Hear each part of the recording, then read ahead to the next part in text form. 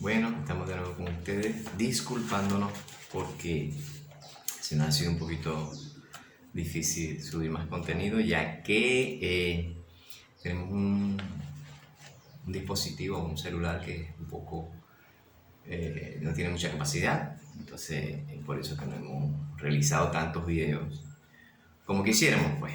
Pero el tema de hoy tiene que ver con no dejando de congregarnos, ¿sí?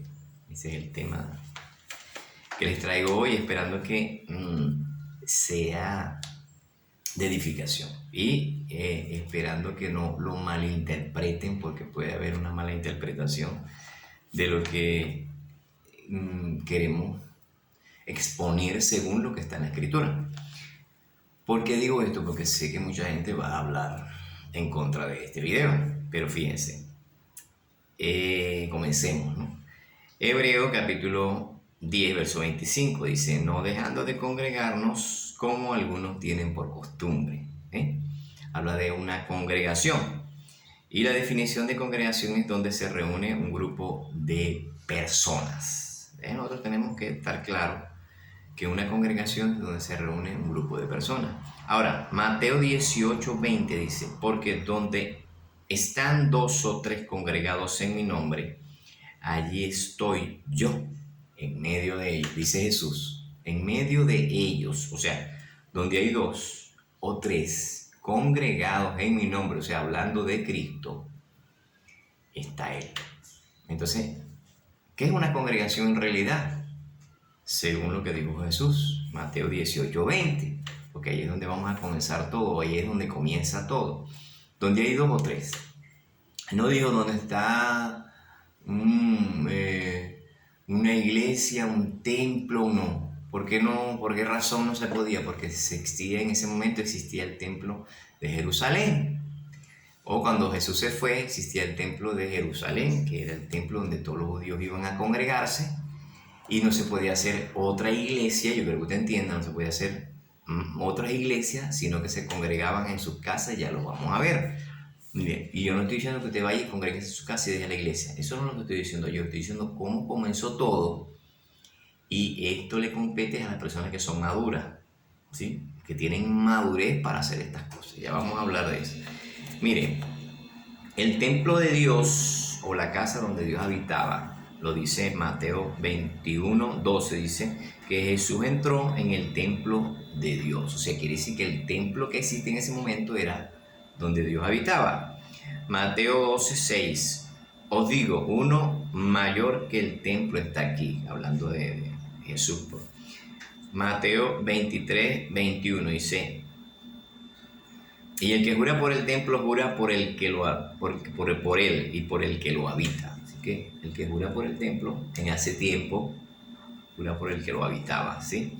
Juan 2:19: destruid este templo y en 3 días lo levantaré. Eso lo dijo Jesús con respecto a, ya vamos a hablar, vamos a ver que Juan 2:21, más él hablaba del templo de su cuerpo. De esto que estaba hablando Jesús: destruí este templo físico y yo voy a reedificar uno nuevo, que era el cuerpo de Jesús y el de nosotros. Sí, ahora mire, ¿qué es lo que sucede para que el templo sea desechado y Dios habite en nuestras vidas?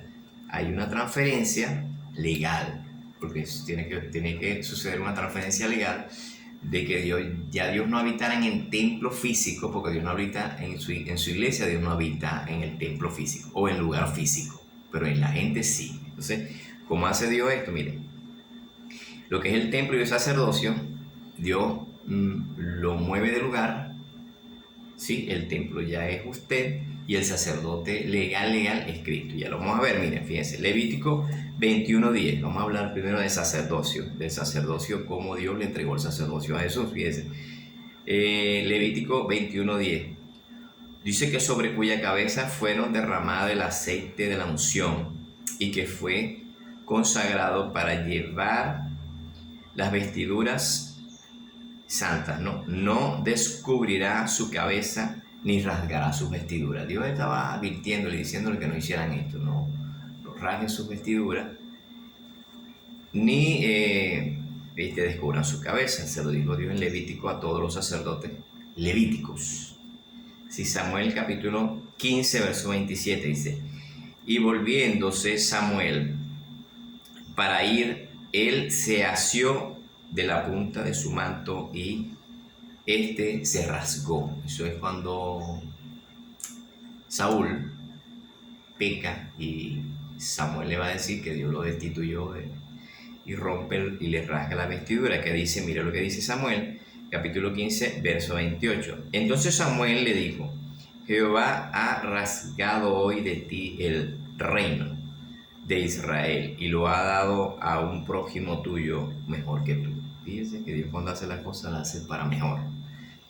En Mateo capítulo 26, verso 65. Entonces el sacerdote o el sumo sacerdote rasgó su vestidura diciendo, ha blasfemado.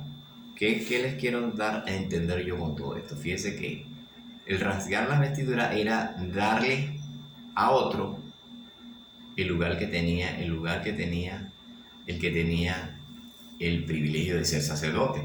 El sacerdote rasga su vestidura y ya Dios había dicho en Levíticos capítulo 21 verso 10 que no se rasgaran las vestiduras. Él rasga las vestiduras delante de Jesús, porque Jesús fue llevado al Celdrín, y rasga las vestiduras entregándole a Jesús el sacerdocio legalmente.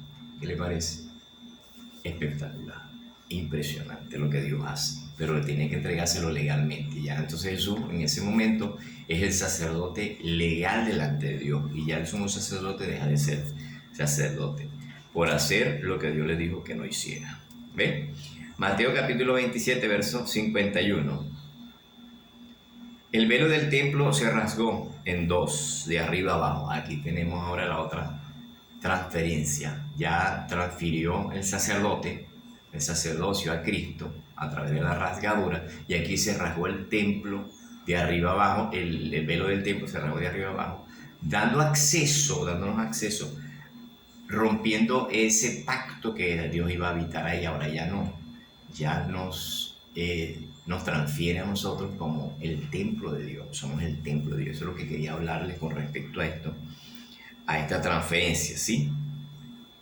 Y el templo le entrega a los humanos. Ahora nosotros somos templo y morada del Espíritu Santo. Mira lo que dice en 1 Corintios capítulo 3, verso 16. ¿No sabéis que sois templo de Dios?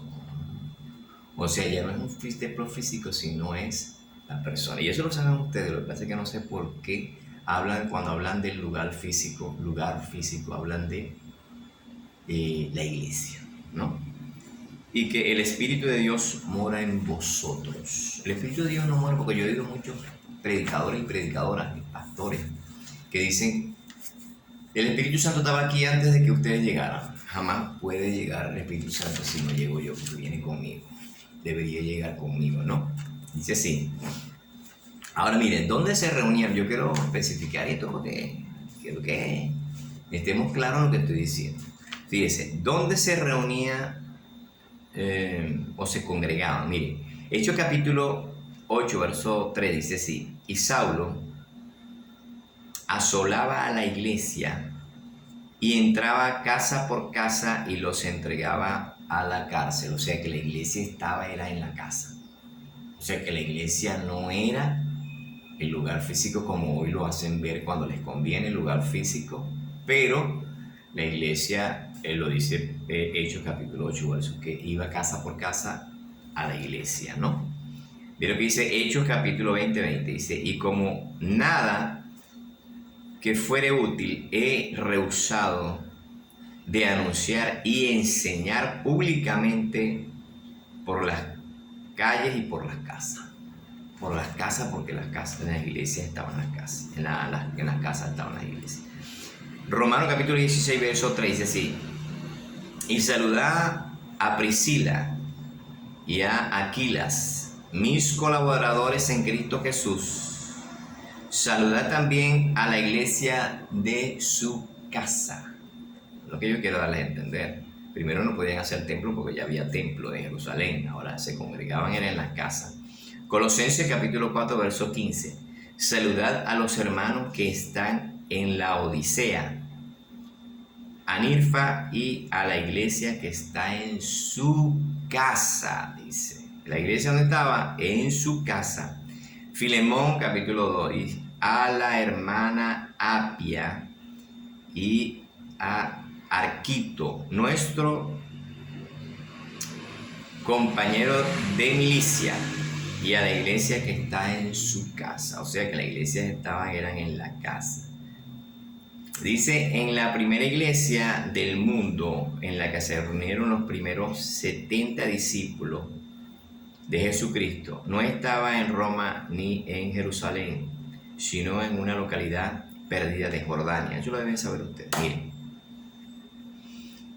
para concluir el tema y no hacerlo más largo, ¿qué es lo que Dios quiere? Mire, todo esto va a culminar. ¿Cómo va a culminar? Va a culminar cada quien congregándose en su casa. Ahí tienen la pandemia. La pandemia, la gente se congregaba en su casa. Entonces, ¿qué es lo que les quiero decir yo? Les quiero decir que no es que no se congregue, usted necesita congregarse y vaya a un local que le llaman iglesia, que el nombre que tenga. Entonces, ¿qué es lo que le quiero decir? Si usted tiene madurez, suficiente madurez para congregarse en su casa, puede hacerlo. Suficiente madurez. Pero hay gente que es tan inmadura que no puede dejar de congregarse en su casa, sino que se congrega en otro lado. Eso es si tiene suficiente madurez. Si usted ve que no puede, vaya a esas iglesias. Nunca les estoy diciendo, o esos lugares. Nunca les estoy diciendo que no se congreguen, pero la verdadera congregación es la que dijo Jesús, es Mateo 18:20. ¿Verdad? Donde hay 2 o 3 congregados en mi nombre, y estoy yo. Eso es la verdad. O sea que cuando la gente te diga, porque casi siempre dicen eso, pero tú no te congregas como la iglesia, no dejan de congregar. Entonces tú le das el texto y le dices, pero ¿qué es congregarse? Entonces vete a Mateo 18, capítulo 20 y le dices clarito que donde hay 2 o 3 es una congregación.